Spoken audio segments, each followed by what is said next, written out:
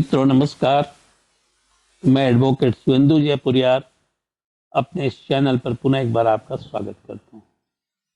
मित्रों, मैंने अपने पिछले वीडियो में आप लोगों को यह बतलाया था कि गिरफ्तार व्यक्ति के क्या क्या अधिकार हैं। इन सारी चीजों की चर्चा मैंने की थी और इसमें सभी अधिकार जो है वह महत्वपूर्ण अधिकार है। इसमें कि उनको क्या प्रोसेस के तहत गिरफ्तार किया जा सकता है, कौन कौन से कानूनी प्रावधान को फॉलो करना है और उन्हें क्या क्या अधिकार दिए गए, इन सारी चीजों की चर्चा मैंने की थी। इसमें एक सबसे बड़ा अधिकार जिसको कि बार बार जो चर्चा में आता है और जिसका मिसयूज भी पुलिस सबसे ज्यादा करती है, उसकी चर्चा मैं यहाँ करूंगा। ऐसे मैं आपको बता दूं कि जितने भी प्रावधान हैं, जितने भी अधिकार दिए गए हैं तो गिरफ्तार व्यक्ति को, उसमें से किसी भी एक अधिकार का हनन होता है तो पुलिस के ऊपर कार्रवाई हो सकती है। ठीक है ना, पुलिस के ऊपर कार्रवाई हो सकती है। तो मित्रों, मैं आप लोगों को आज सबसे पहले यह बतला दूं कि पुलिस जो है सबसे ज्यादा डरती किससे है? वकील से। आपको ही पता है, मुझे ही पता है, हम सब लोगों को इसकी जानकारी है। क्यों डरती है? क्योंकि हमें कानूनी प्रावधानों का पता होता है। हमें सुप्रीम कोर्ट के क्या प्रोनाउंसमेंट आए, क्या जजमेंट आए, उन्हें उसका पता होता है। किस पुलिस कहाँ गलती कर सकती है यह हमें पता होता है। इसीलिए पुलिस यदि किसी व्यक्ति से सबसे ज्यादा डरती है तो वह है वकील से। मेरा सिर्फ यह कहना यह नहीं है कि हम सिर्फ काला कोट पहन लें, बैंड पहन लें, गॉन पहन लें तो पुलिस हमसे डर जाएगी। क्योंकि हम प्रावधानों को जानते हैं तभी पुलिस हमसे डरती है। तो मित्रों, आप लोगों से भी मैं आग्रह करूंगा कि प्रावधानों को बेहतर तरीके से जानिए, तो समझिए, और तभी आप बेहतर क्रिमिनल लॉयर या फिर सिविल लॉयर या फिर आप कॉर्पोरेट लॉयर जो लॉयर बनना चाहते हैं तभी बेहतर लॉयर बन सकते हैं। मैं क्रिमिनल लॉ पर लगातार ही लेक्चर दे रहा हूं और सिविल लॉ पर भी मैंने लेक्चर दिया हुआ है, लेकिन चूंकि क्रिमिनल लॉ मेरा बहुत ही स्पेशलाइजेशन का सब्जेक्ट और मेरे पसंद का भी यह सब्जेक्ट है और मेरी प्रैक्टिस भी सबसे ज्यादा क्रिमिनल लॉ पर ही है, तो इसीलिए मैं सबसे ज्यादा क्रिमिनल लॉ की ही बात करता हूँ और क्रिमिनल लॉ पर ही मैं वीडियो को सबसे ज्यादा अपलोड भी करता हूँ। तो मित्रों, यहाँ मैं आप लोगों को बताने जा रहा हूँ कि पुलिस यदि किसी व्यक्ति को गिरफ्तार करती है तो जो अधिकार थे वह तो मैंने चर्चा कर दी, और उसके बाद उसे डिटेन कर लेती है। डिटेन का मतलब है कि उसे हाजत में डाल देती है। तो उसे 24 घंटे तक ही 24 घंटे तक ही किसी व्यक्ति को डिटेन करने का अधिकार है। ठीक है ना, 24 घंटे तक ही उसे डिटेन करने का अधिकार है। 24 घंटे से ज्यादा वह किसी व्यक्ति को डिटेन नहीं कर सकती है। अब क्यों यह 24 घंटे का समय निर्धारित किया गया है, यह भी आप लोगों को जानना जरूरी है। पुलिस जो है एविडेंस को कलेक्ट करने के लिए 24 घंटे का समय पुलिस को दिया हुआ है।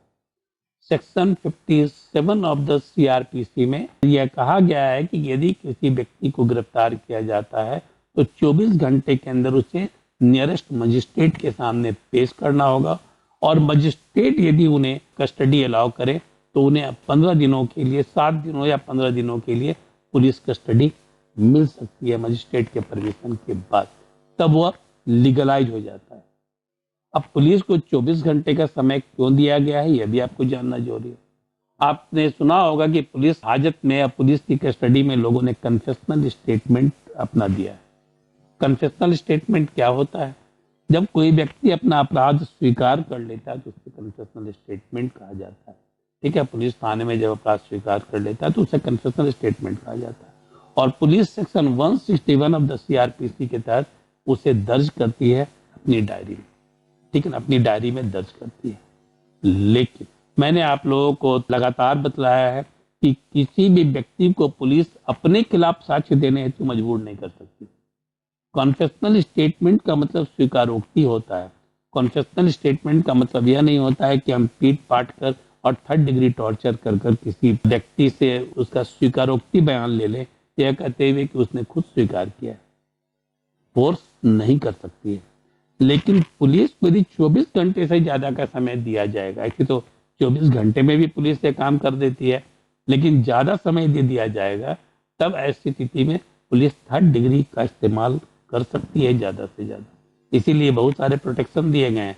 मेडिकल एग्जामिनर से जांच करना, जांच का मेडिकल एग्जामिनेशन कराने की बात कही गई है, अपने लीगल प्रैक्टिशनर से मिलने की का अधिकार देने की बात कही गई है, किसी अपने रिलेटिव को इन्फॉर्म करने की बात की गई है, सारे प्रोटेक्शन दिए गए। फिर भी पुलिस जो थर्ड डिग्री जहां इस्तेमाल करना है वह तो करती है, लेकिन फिर भी काफी कम हुआ है। ये सारी चीजें काफी कम हुई है। ठीक है, डीके बासु का केस जो 1979 में DK Basu versus state of West Bengal का जो केस था, Jogendra Kumar versus state of UP का जो केस था, ये सारे केस के बाद बहुत सारे डायरेक्शन जो आए हैं, उसके बाद पुलिस की ये जो ज्यादती थी, थर्ड डिग्री टॉर्चर था, वह काफी कम हुआ है। फिर भी इक्का दुक्का सुनने में चला चला आता है कि पुलिस ने ऐसा किया है। और ये अब आपको बता दूं कि जो पुलिस कन्फेशनल स्टेटमेंट लेती है उसका कोर्ट में कोई वैल्यू नहीं है। सेक्शन 25 और 26 को आप उठाकर देखिए इंडियन एविडेंस एक्ट का, तो उसमें कहा गया कि पुलिस के द्वारा लिए गए कन्फेशनल स्टेटमेंट को यदि वह व्यक्ति न्यायालय के सामने नहीं दोहराता है तो उसका कोई वैल्यू नहीं रह जाता है। यह मतलब कि यह मानकर चला गया है इंडियन एविडेंस एक्ट में कि पुलिस जो है थर्ड डिग्री टॉर्चर कर कन्फेशनल स्टेटमेंट ले सकती है और गलत तरीके से कन्फेशनल स्टेटमेंट ले सकती है। इसीलिए ज्यादा समय नहीं दिया गया, उसे 24 घंटे के अंदर पेश करना पड़ता है नियरेस्ट मजिस्ट्रेट के सामने। दूसरा, व्यक्ति को right to life and liberty है। राइट टू लाइफ का मतलब है कि वह ढंग से तरीके से अपनी जिंदगी बिता सके। तो किसी व्यक्ति को अरेस्ट किया गया है यदि, तो ऐसा नहीं है कि वह दोषी है, क्योंकि मैंने आप लोगों को पिछले वीडियो में ही बतलाया है कि क्रिमिनल जूरिस्प्रूडेंस का बहुत ही स्पष्ट सिद्धांत है कि जब तक किसी व्यक्ति के ऊपर दोष सिद्ध नहीं हो जाता है तब तक वह दोषी नहीं माना जा सकता।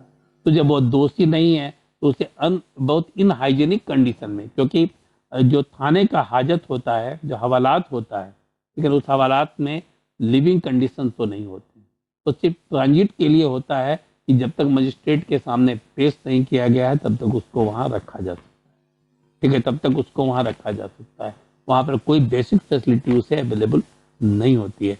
तो यह पुलिस स्टेशन जो है वह किसी भी व्यक्ति के लिए डिटेंशन सेंटर नहीं हो सकता है, और वह इसीलिए मिनिमम समय 24 घंटे का दिया गया है। मिनिमम समय जो दिया गया 24 घंटे का वह दिया गया। ठीक है, 24 घंटे के अंदर उसे मजिस्ट्रेट के सामने पेश करना होगा और मजिस्ट्रेट उसको जुडिशियल कस्टडी में जेल भेज देता है, जहाँ पर सारी बेसिक फैसिलिटी उससे उपलब्ध रहती है। तीसरा क्या है, मजिस्ट्रेट के सामने जब किसी व्यक्ति को पेश किया जाता है तब वो अपना जुडिशियल जो रिकोर्स है, जो जुडिशियल अपना रेमेडी है, उसके तरफ वो आगे बढ़ सकता है। वह बेल की प्रक्रिया को चला सकता है। जब तक वह हाजत में बंद है, जब तक वह हवालात में बंद है, तब तक वह इन सारी प्रक्रिया को नहीं कर सकता है। जब उसे मजिस्ट्रेट के सामने भेज दिया जाता है तब वो अपने उन सारे चीजों को, ठीक है ना, सारे चीजों को जो जुडिशियल जो रेमेडी है उसकी, वो उस पर आगे बढ़ता है। बेल पिटिशन को वह मूव कराता है, या फिर उसे क्वेश्चनिंग में जाना है तो क्वेश्चनिंग में जाता है। इसीलिए 24 घंटे का समय निर्धारित किया गया है। अब यहाँ आता है कि पुलिस यदि यह नहीं मानती है, ठीक है ना, 24 घंटे का समय यदि वह नहीं मानती है, तब ऐसी स्थिति में क्या होगा? पुलिस जबरदस्ती उसको डिटेन कर लेगी 24 घंटे के बजाय 48 घंटे, तो क्या होगा? तब ऐसी स्थिति में वह इलीगल डिटेंशन माना जाए। और मैंने आप लोगों को पिछले वीडियो में जो बतलाया था, जो प्रोसीजर की बात कही थी, जो अधिकार की बात मैंने कही थी व्यक्ति की, उस अधिकार का भी यदि हनन होता है तो वह भी इलीगल माना जाएगा। ठीक है ना, मतलब इलीगल डिटेंशन है। वो व्यक्ति तो इलीगल डिटेंशन कर सकता है, किसी व्यक्ति को किडनैप कर ले गया, रख लिया रूम में 10 दिन तक, तो इलीगल डिटेंशन है ही। लेकिन पुलिस यदि प्रोसीजर को फॉलो नहीं करती है तो वह भी इलीगल डिटेंशन माना जाता है।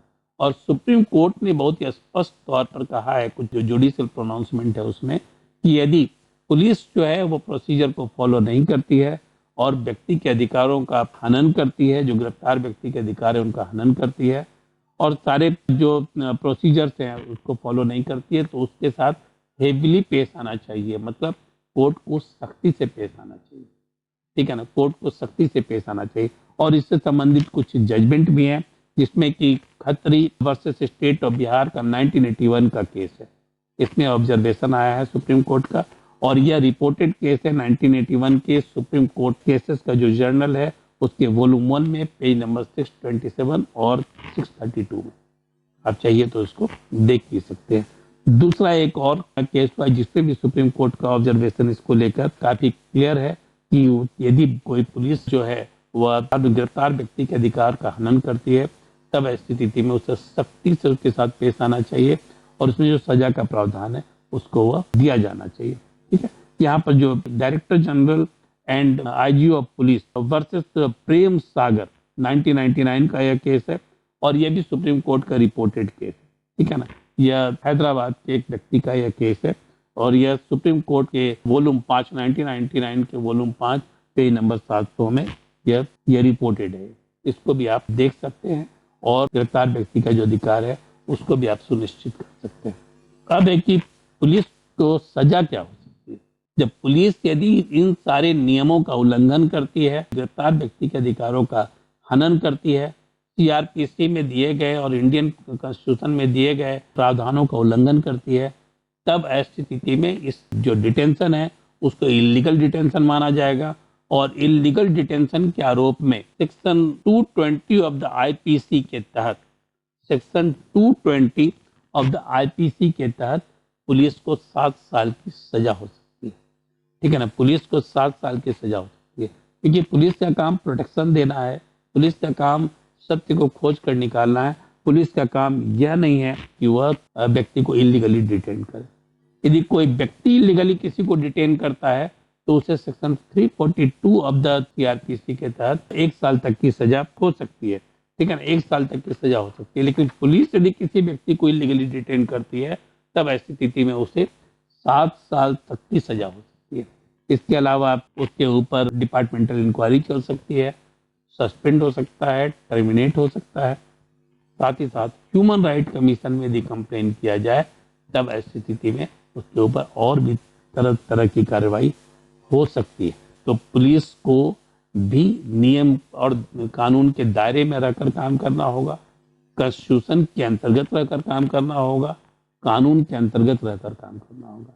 अदरवाइज उसके ऊपर एक सामान्य व्यक्ति की तुलना में कुछ ज्यादा सख्ती से कार्रवाई हो सकती है। तो चूंकि हमारे वकील बंधु और हम सभी इन नियमों को जानते हैं, कानूनों को जानते हैं, जुडिशियल प्रोनाउंसमेंट को जानते हैं, तो इसीलिए पुलिस हम लोगों से डरती है। तो जो पिछले वीडियो में मैंने आप लोगों को गिरफ्तार व्यक्ति के अधिकार की बात कही थी और गिरफ्तारी के हनन होने पर पुलिस के ऊपर क्या कार्रवाई हो सकती है, इसकी चर्चा मैंने इस वीडियो में की है।